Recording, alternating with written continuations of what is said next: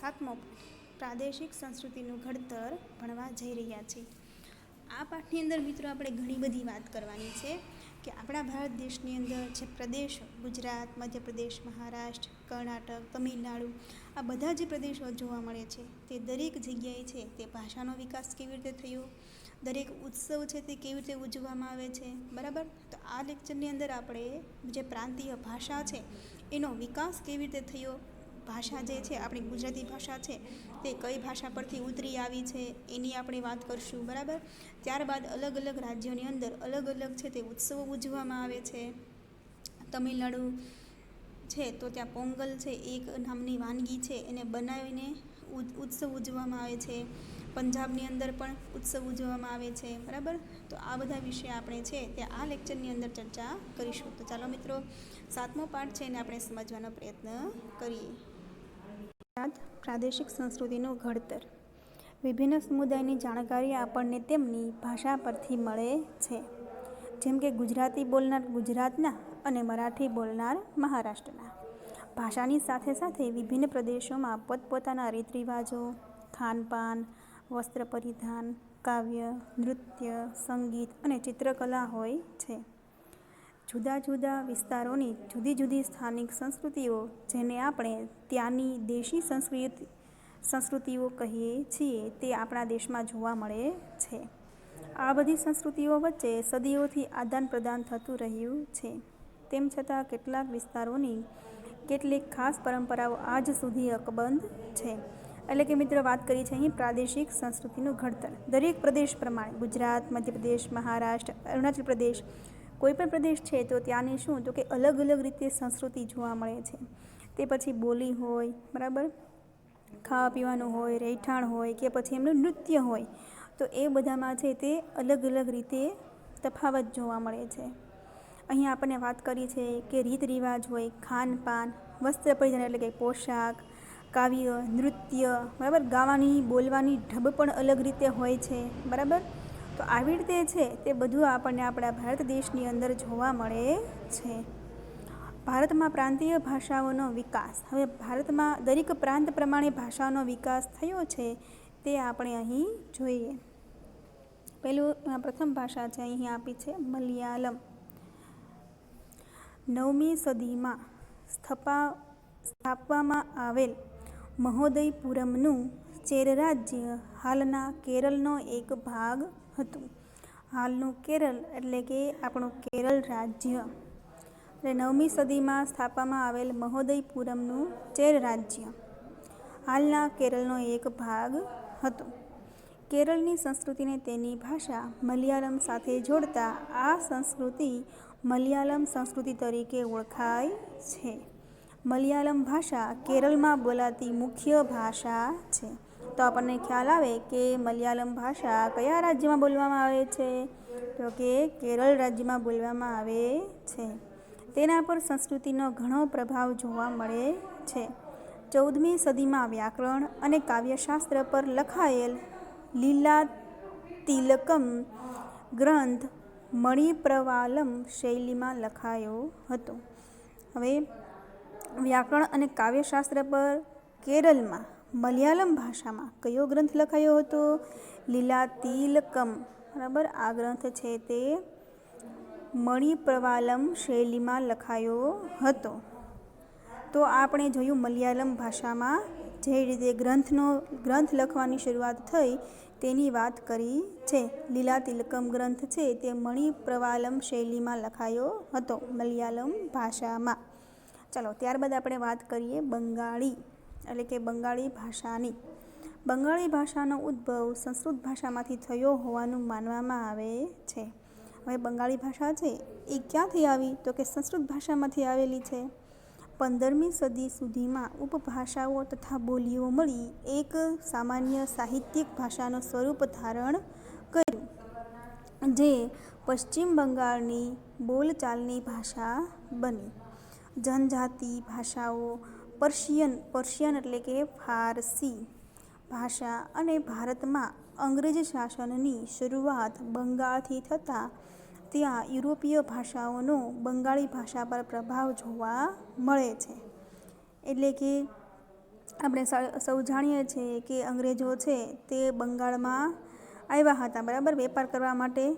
તો ત્યાંથી શરૂઆત કરીએ તો યુરોપીય ભાષાઓનો બંગાળી ભાષા પર પણ પ્રભાવ જોવા મળે છે. એટલે કે અંગ્રેજી ભાષા છે તેનો પ્રભાવ પણ જોવા મળે છે.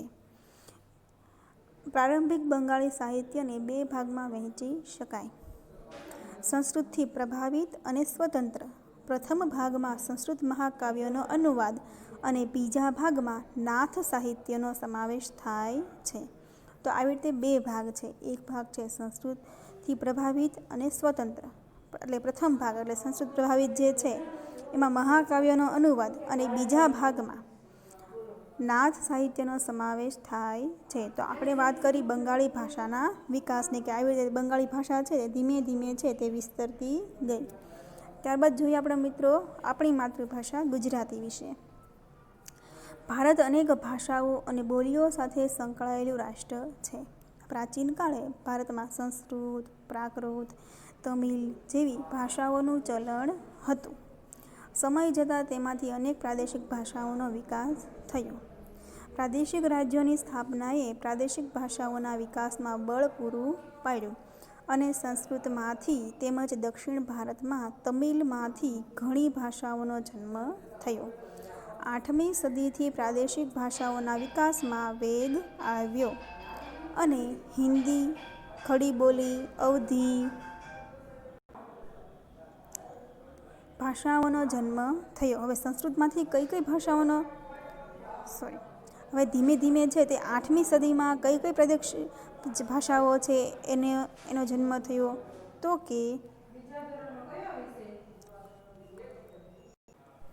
આપણે ફરી વખત સમજી લઈએ કે ગુજરાતી ભારત અનેક ભાષાઓ અને બોલીઓ સાથે સંકળાયેલું રાષ્ટ્ર છે. આપણા ભારત દેશની અંદર મિત્રો ઘણી બધી બોલીઓ જોવા મળે છે. પ્રાચીન કાળે ભારતમાં સંસ્કૃત, પ્રાકૃત, તમિલ જેવી ભાષાઓનું ચલણ હતું. તો પ્રાચીન કાળમાં કયા કયા ભાષાઓ છે મુખ્ય હતા? તો કે સંસ્કૃત છે, પ્રાકૃત, તમિલ જેવી ભાષાઓ. સમય જતાં તેમાંથી અનેક પ્રાદેશિક ભાષાઓનો વિકાસ થયો. પ્રાદેશિક રાજ્યોની સ્થાપનાએ પ્રાદેશિક ભાષાઓના વિકાસમાં બળ પૂરું પાડ્યું, અને સંસ્કૃતમાંથી જ તેમજ દક્ષિણ ભારતમાં તમિલમાંથી ઘણી ભાષાઓનો જન્મ થયો. તો કે દક્ષિણ ભારતમાં કઈ ભાષામાંથી? તો કે તમિલ ભાષામાંથી ઘણી બધી ભાષાઓનો જન્મ થયો. અને બીજી જગ્યાએ કઈ ભાષામાંથી? તો કે સંસ્કૃત ભાષામાંથી જન્મ થયો. આપણી ગુજરાતી ભાષા છે તે પણ સંસ્કૃતમાંથી જ ઉતરી આવેલી છે. 8મી સદી પ્રાદેશિક ભાષાઓના વિકાસમાં વેગ આવ્યો અને હિન્દી, ખડી બોલી, અવધી, બંગાળી, ગુજરાતી, મરાઠી, મલયાલમ, તેલુગુ અને કન્નડ ભાષાઓ વિકસી.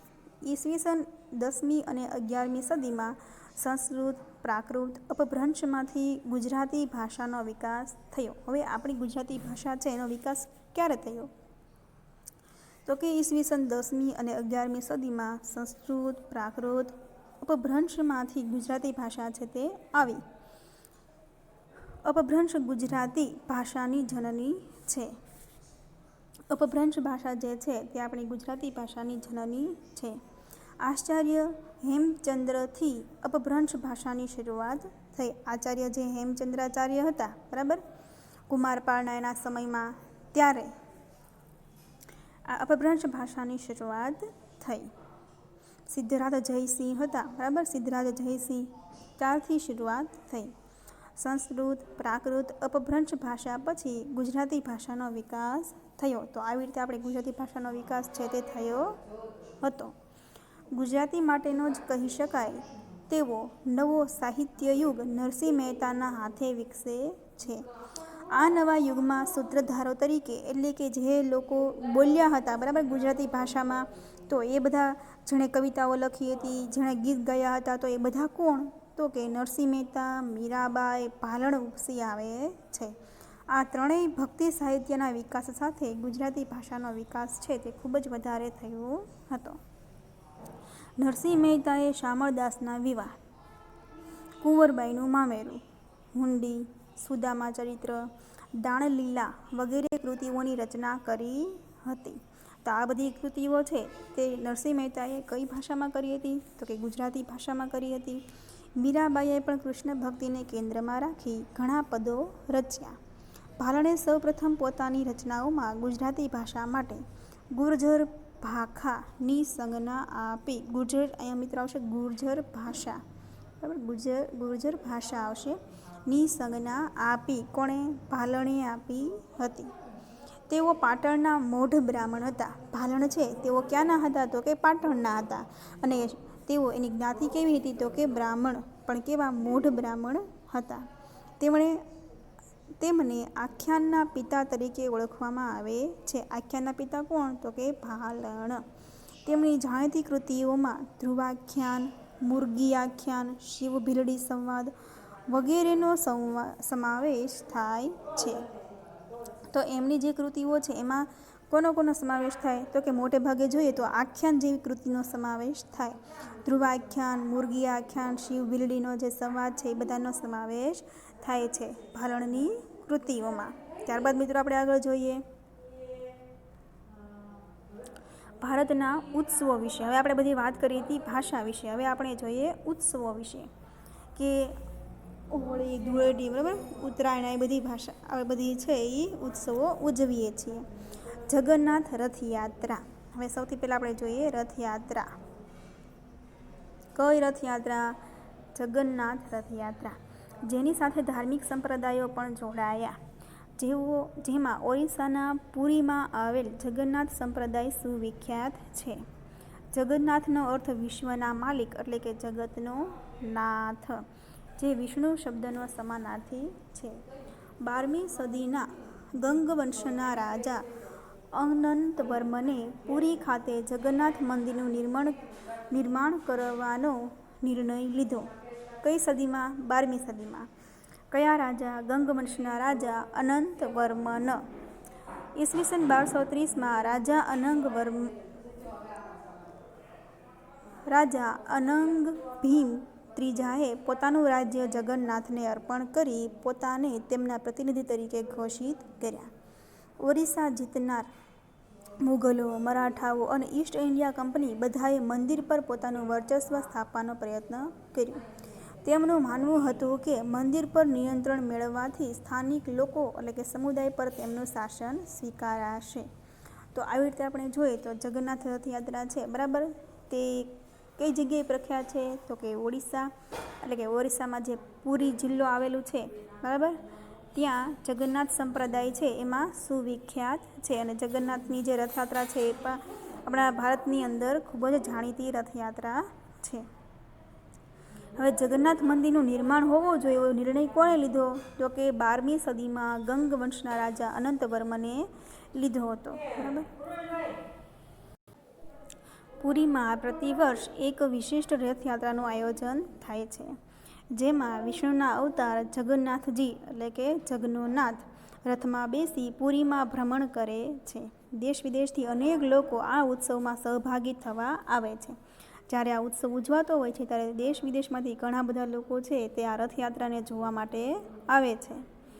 ત્યારબાદ મિત્રો નવો મુદ્દો જોઈએ હોળી. હોળીનો તહેવાર ભારતમાં ઉજવવામાં આવે છે, પરંતુ ઉત્તર ભારતમાં તેનું વિશેષ મહત્ત્વ છે. આ તહેવાર 2 દિવસનો હોય છે. પહેલો દિવસ હોળી અને બીજો હોય છે ધૂળેટી.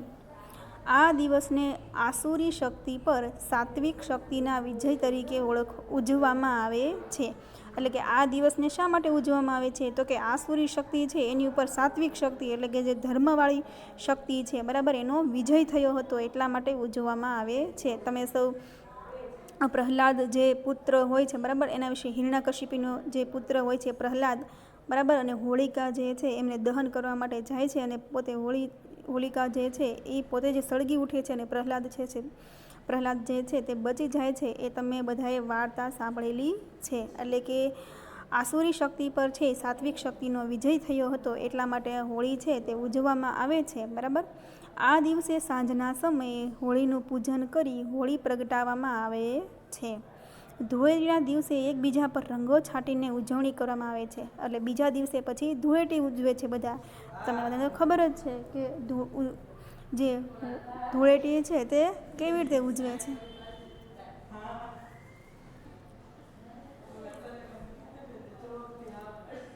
હવે ત્યારબાદનો નવો ઉત્સવ જોઈએ લઠ્ઠમાર હોળી બરસાના. બરસાના છે તે ઉત્તર પ્રદેશમાં આવેલું છે. બરસાનામાં ઉજવણી હોળી લઠ્ઠમાર હોળી તરીકે પણ જાણીતી છે. બરસાના રાધાજીનું જન્મસ્થાન છે. એટલે કે બરસાના જે યુપી ઉત્તર પ્રદેશમાં આવેલું છે તે કોનું જન્મસ્થાન છે? રાધાજીનું જન્મસ્થાન છે. અહીં નંદગ્રામ એટલે કે શ્રી કૃષ્ણની ભૂમિ, નંદગામ શ્રી કૃષ્ણની ભૂમિના પુરુષો બનારસ બરસાનાની સ્ત્રીઓ સાથે હોળી રમવા આવે છે અને રાધાજીના મંદિર પર ધજા ચઢાવવાનો પ્રયત્ન કરે છે. સ્ત્રીઓ દ્વારા લઠ એટલે કે જાડી લાકડીથી પુરુષોનું સ્વાગત કરવામાં આવે છે. તેથી આ હોળી લઠ્ઠમાર હોળી તરીકે ઉજવાય છે. જો મિત્રો, આવો પણ એક ઉત્સવ છે તે ઉત્તર પ્રદેશની અંદર ઉજવવામાં આવે છે. હવે ત્યારબાદ આપણે જોઈએ લોહડી, જે પંજાબની અંદર ઉજવવામાં આવે છે. આ તહેવાર હોળીને મળતો આવે છે. શીખ સમુદાય દ્વારા આ તહેવાર 13મી જાન્યુઆરીના રોજ મકર સંક્રાંતિ પહેલાં ઉજવવામાં આવે છે. આપણે સૌ જાણીએ છીએ કે 14 તારીખ એટલે કઈ? તો કે મકર સંક્રાંતિ, બરાબર. તો 13 જાન્યુઆરી એટલે લોહડી, કે જે પંજાબની અંદર ઉજવવામાં આવે છે.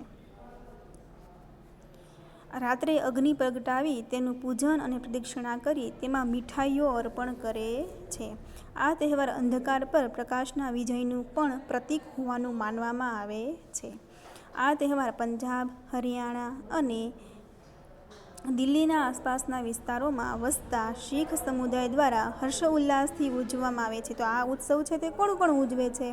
તો કે આ તહેવાર છે તે પંજાબ, હરિયાણા, દિલ્હીના આસપાસનો જે પ્રદેશ છે, બરાબર, આ રાજ્યોનો જે પ્રદેશ આવેલો છે ત્યાં શીખ સમુદાય જે લોકો રહે છે તે આ ઉત્સવ છે તે ઉજવે છે. ત્યારબાદ નવો ઉત્સવ જોઈએ પોંગલ. પોંગલ એ તમિલનાડુ રાજ્યનો મુખ્ય તહેવાર છે. હવે તમને પ્રશ્ન થાય કે ભાઈ તમિલનાડુ છે એ રાજ્યનો મુખ્ય તહેવાર કયો? ઉદાહરણ તરીકે આપણે ગુજરાતનો મુખ્ય તહેવાર તો કે નવરાત્રિ, તો તમિલનાડુનો તો કે પોંગલ.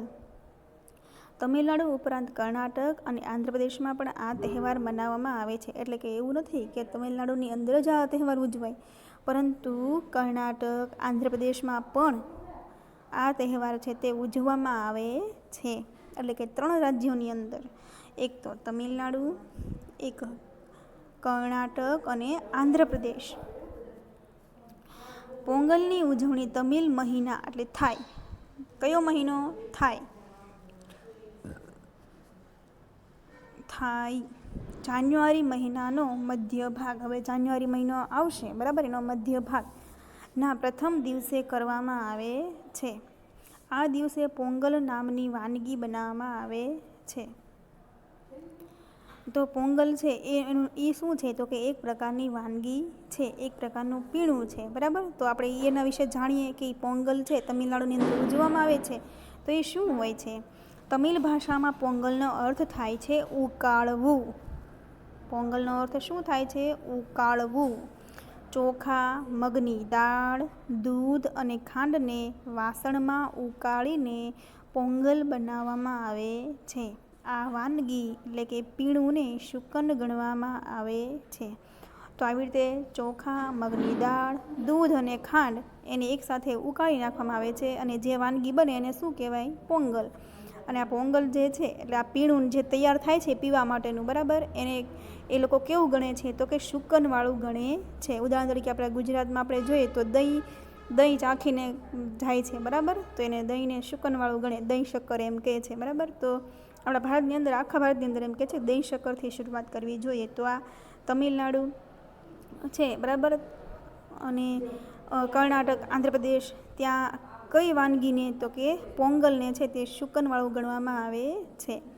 ત્યારબાદ મિત્રો આપણે ઓણમ છે, બરાબર. તો ઓણમથી આપણે બીજા લેક્ચરમાં છે તે સમજવાનો પ્રયત્ન કરીશું. ત્યાં સુધી મિત્રો આવજો. જય હિન્દ. અને આગળનો પાઠ છે તે વાંચજો, જે તમારું હોમવર્ક રહેશે. એટલે કે આ પાઠ જ્યાંથી અધૂરો છે ત્યાંથી તમારે વાંચવાનું રહેશે.